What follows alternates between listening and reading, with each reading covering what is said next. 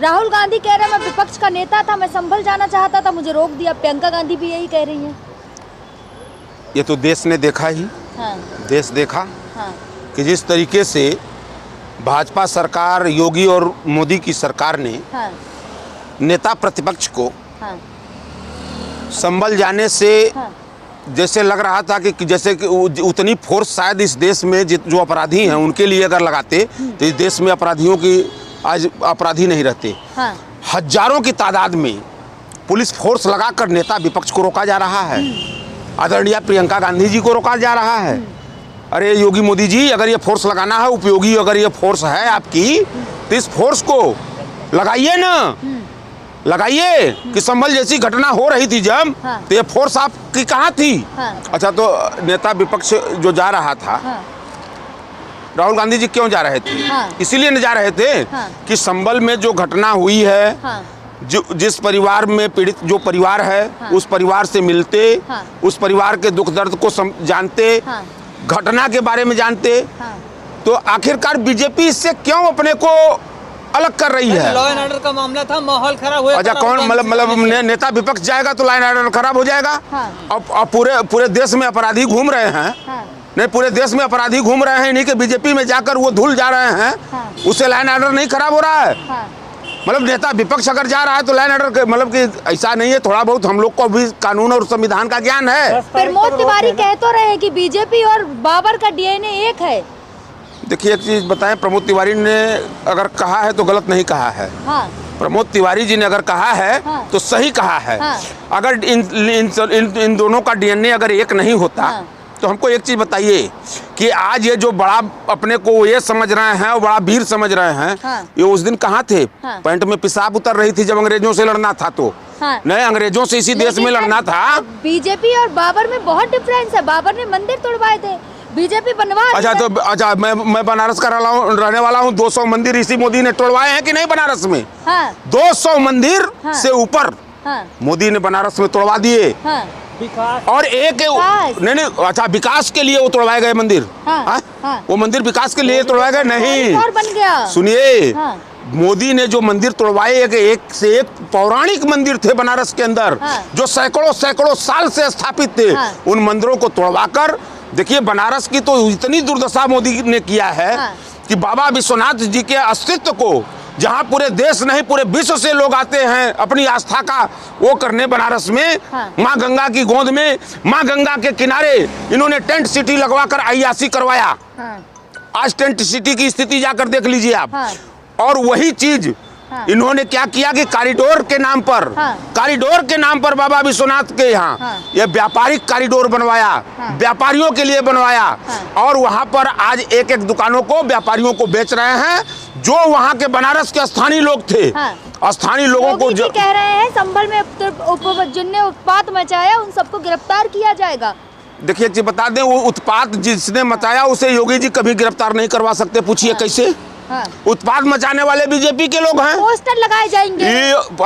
किस चीज के पोस्टर लगाएंगे? जिन लोगों ने वहाँ पथराव किया। नहीं, इसके पहले मतलब कि हर चीज में, नहीं, बीजेपी हर चीज में, हाँ। जैसे हर मंदिर के मस्जिद ढूंढ रही है, हाँ। उसी तरह हाँ। हर चीज में मुसलमान ढूंढ देते। ये बहराइच की घटना आपको याद होगी। हाँ। अभी कुछ दिन ही बीता है। हाँ। बहराइच में क्या हुआ? हाँ। नहीं, बहराइच में क्या हुआ? हाँ। वो घटना किसने किया? हाँ। घटना कर उसके बाद मालूम हुआ कि 3-4 मुसलमान लड़कों को इन्होंने काउंटर दिखलाया कि वो गोली मार दिया। उसकी जांच माच आज तक पता नहीं चली कि हाँ। क्या हुई, कौन हाँ। सत्यता थी। तो हकीकत यह है हाँ। कि हिंदू मुसलमान हाँ। ही भाजपा की खुराक है। हाँ। जब तक भाजपा हिंदू मुसलमान नहीं करेगी, हाँ।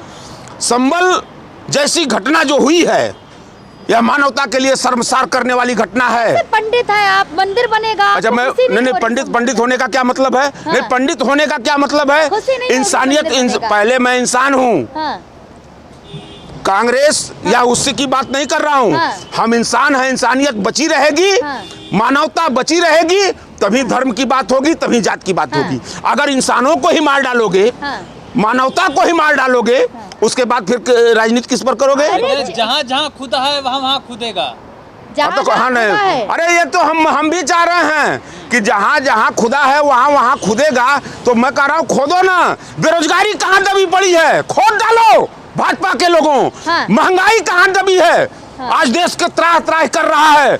अगर तुम सरकार में हो, सत्ता में हो, देश की जनता ने तुमको अगर चुना है तो महंगाई को खोदो और देखो कि महंगाई इस देश में जनता करा रही है। खोद के निकालो कहाँ तुम। चाहे ज्ञान वापी हो चाहे अजमेर हो, हर जगह सिबलिंग निकलेगी।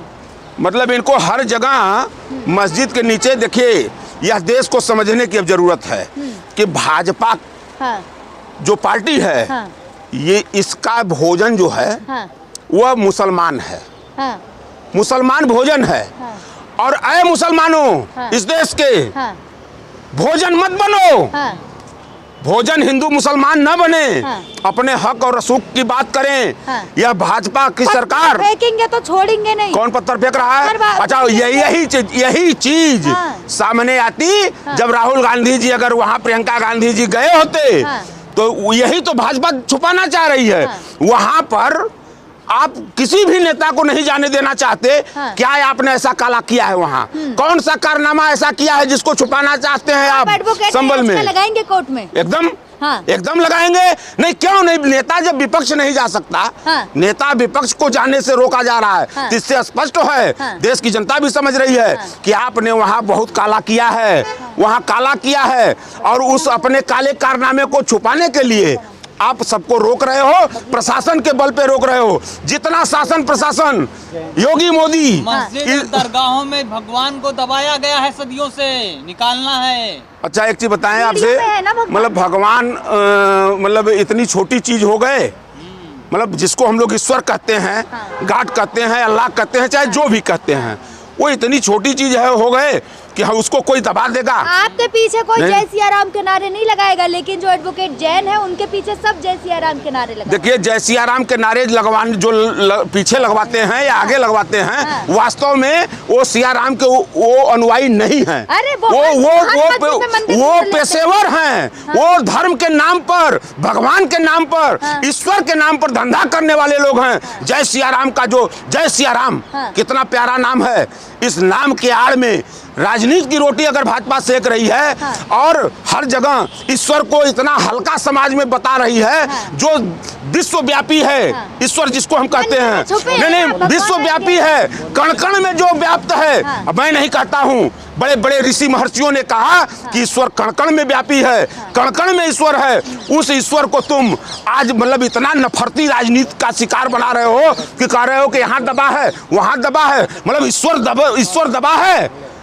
वही हालत हो गई जैसे गुप्ता जो याचिका दायर कर रहे हैं, वो कह रहे हैं कि जहाँ जहाँ भगवान को दबाया गया, जो सुनिए एक चीज बता दें, यह भाजपा के सब एजेंट हैं, ये याचिका दायर करने वाले, और भगवान को ये छोटा बनाकर जब मोदी को भाजपा के लोग कहते हैं मोदी भगवान है, जब भाजपा के लोग कहते हैं कि मोदी भगवान है, तो किस ईश्वर को ढूंढ रहे हो तुम? मतलब आप मस्जिद को बचाएंगे? किसको? भगवान को नहीं। हम पहले इस देश में इंसानियत को बचाएंगे, मानवता को बचाएंगे, या बची रहेगी तब हम हिंदू मुसलमानों धर्म की बात करेंगे। मस्जिद को बचाएंगे। जब मानवता ही नहीं बची रहेगी, जब इस देश में इंसानियत ही नहीं बची रहेगी, आपसी भाईचारा ही नहीं बचा रहेगा, तो क्या भाजपा की राजनीति का हम लोग शिकार होते रहेंगे?